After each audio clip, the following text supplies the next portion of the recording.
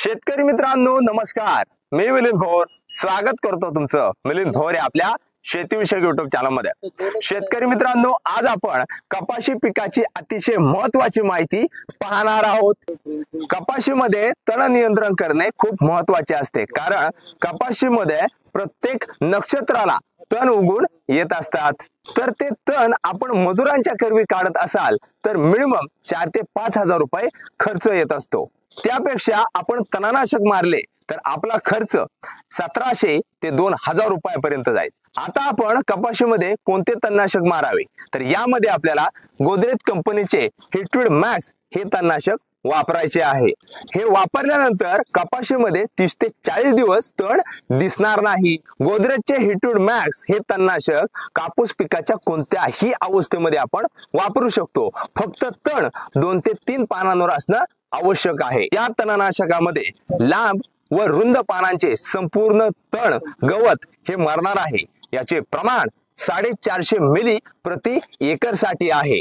या तणनाशकासोबत आपल्याला विपुल या प्लांट ग्रोथ रेग्युलेटरचा टॉनिकचा या तणनाशकासोबत वापर करावायचा आहे।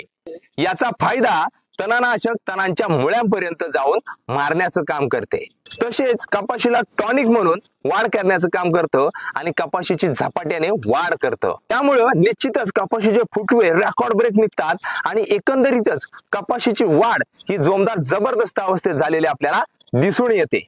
आणि विशेष म्हणजे कपाशीच्या उत्पादनामध्ये देखील वाढ झालेली आपल्याला दिसून येणार आहे। याचे प्रमाण 250 मिली प्रति एकर साठी आपल्याला घ्यायचं आहे। म्हणूनच शेतकरी मित्रांनो, तुम्ही कपाशीतील तण नियंत्रण करण्यासाठी वापरायचे गोदरेजचे हिटवीड मॅक्स आणि कपाशीच्या जोमदार वाढीसाठी वापरायचं आहे गोदरेजचं विपुल जोडी नंबर 1 वापरा आणि कपाशीची जोमदार वाढ जबरदस्त करा।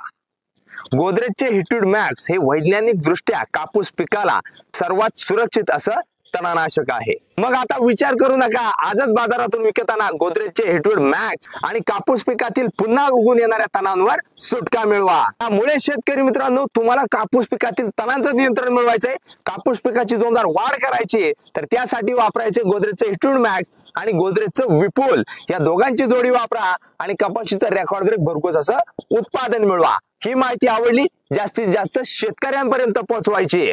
धन्यवाद। जय जवान जय किसान।